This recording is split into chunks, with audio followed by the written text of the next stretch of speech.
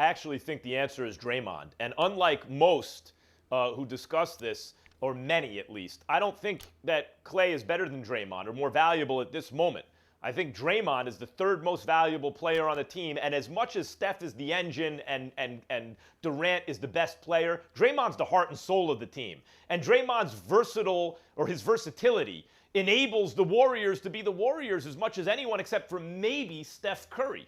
So it's not that I'm underrating him or anything, but guys, it's not that his game is based on athleticism, but there is a requisite level of athleticism you need to be successful if you're Draymond, because he has no one elite skill on offense. He's a jack of all trades, but he's not elite in any one situation. His versatility is based on the fact that he can shoot, he can pass, he can play defense, he can do all these things, defense at an elite level, but offensively, only elite because among players who can do all those things, he can do those things better than most. Guys, as he ages, I believe he will age more poorly than a guy like, say, Klay Thompson, who can shoot the lights out, right? Klay can shoot and defend wings. Those are two elite skills that everyone also wants. So I don't see why it would be Steph or Durant. Those are the two best players. That leaves you Klay or Draymond. And based on the way they're going to age,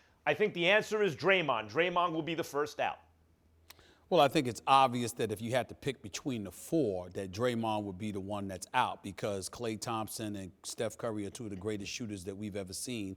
And I happen to believe that Kevin Durant is the second best player on the planet, if not number 3. That's just how I feel about it. But if you're talking about who would likely be gone, I would tell you it's not Draymond. I would tell you it's Kevin Durant.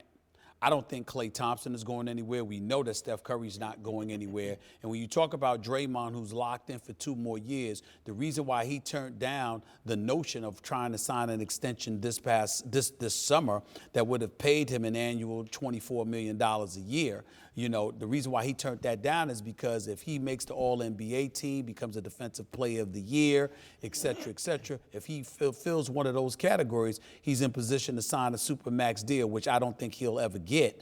But the point is, he'll probably get more than what he'd get now. Now you got to take that into consideration. You also got to take into consideration that no matter how brilliant of a basketball mind he is and what have you, he's that glue. Kevin Durant is the guy that could be looking to go to different pastures.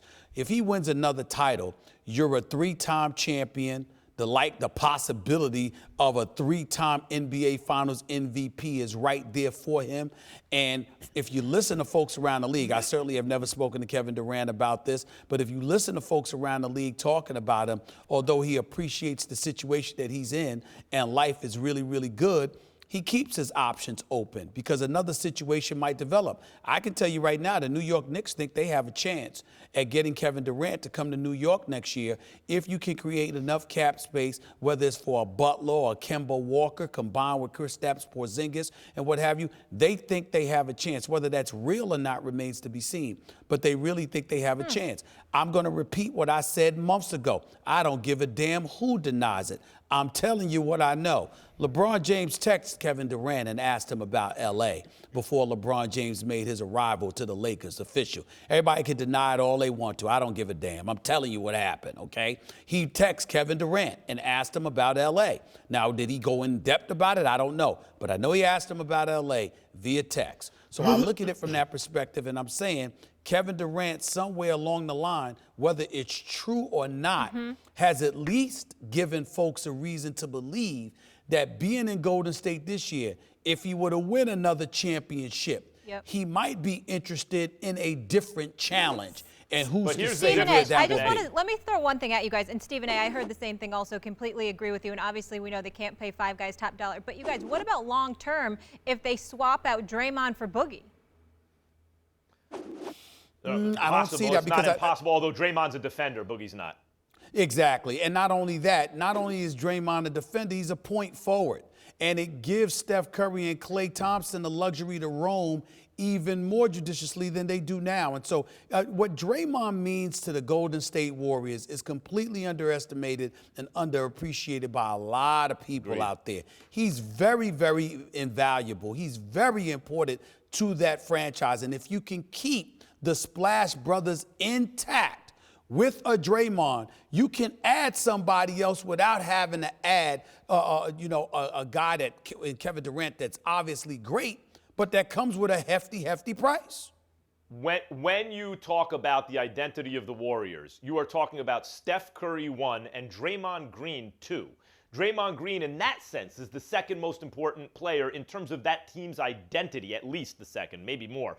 Recall, had LeBron not won that championship in Game 7 at Oracle, Draymond was about to be the MVP of the finals. He's a great player and an underrated player. But his game, I don't think, will age as well as some of the other players. And Stephen A., what you're talking about with Durant is he is the choosing one.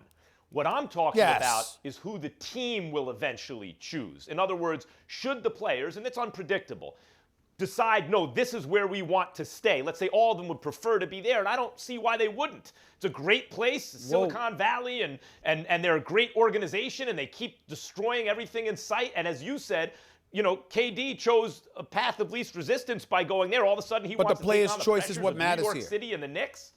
But the player's choice I'm saying the player's choice is what matters more so than the team choice, because Klay was in position to sign, Draymond was in a position to extend, and Kevin Durant is going to be in position to sign. So it's really not a team choice. It's about them. What I'm saying is, when it is their choice, you're right. Then you have to pay attention to what they may or may not do. What I'm saying is, eventually, the team may have to choose in terms of budget, in terms of restocking to get younger, in terms of the arc of a guy's career trajectory, what he wants to get paid. The team may have to make a choice on someone. And I think based on their ages and their games and their likely salaries, the choice they will make, should it come to that, is that Draymond is the guy eventually they will let go first.